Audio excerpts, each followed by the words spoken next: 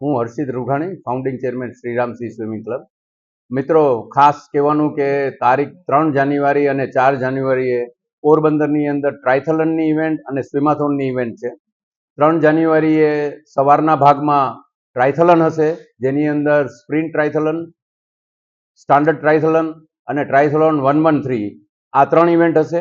અને બપોરે 1 વાગ્યાથી સ્વિમાથોનની 1 કિલોમીટરની ઇવેન્ટ હશે. તો એની અંદર ખૂબ મતલબ ટ્રાયથલોનની અંદર લગભગ 100 કરતાં વધારે પાર્ટિસિપન્ટે ભાગ લીધો છે.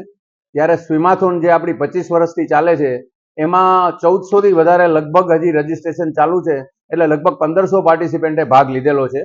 અને સૌથી વધારે ઉત્સાહ 1 કિલોમીટરની અંદર છે. જે તરવૈયાઓ આવવાના છે એની અંદર લગભગ 900 જેવા પાર્ટિસિપન્ટ છે. અને અમુક અદ્ભુત પાર્ટિસિપેશન આમાં છે કે બીજે દિવસે જે ઇવેન્ટ છે એમાં 2 કિલોમીટર, 5 કિલોમીટર, 10 કિલોમીટર અને 15 કિલોમીટર છે.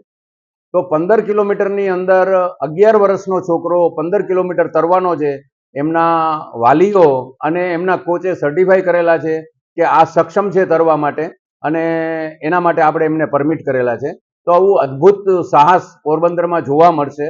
તો આપ સૌને વિનંતી કે સૌ આ ઇવેન્ટ જોવા માટે ખાસ ચોપાટી ઉપર તારીખ 3 અને 4 પધારો. સવારના 6:30 વાગ્યાથી ચાલુ થશે રિપોર્ટિંગને.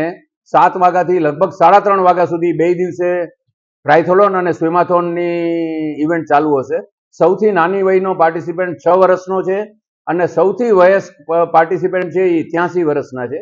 તો આપણા પોરબંદરના આંગણે આખા ભારત દેશમાંથી 16 રાજ્યોમાંથી બધા પાર્ટિસિપન્ટ આવવાના છે. આપણા માટે ગૌરવની વાત છે. સૌ આવો, પધારો. Thank you. જય હિન્દ.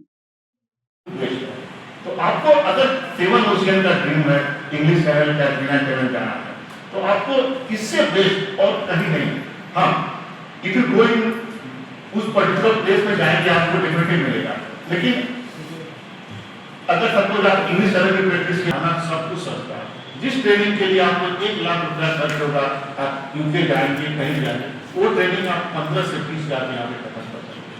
एक वो अच्छाइयाँ हैं जो पोरबंदर को सबको खींच के लाती है. और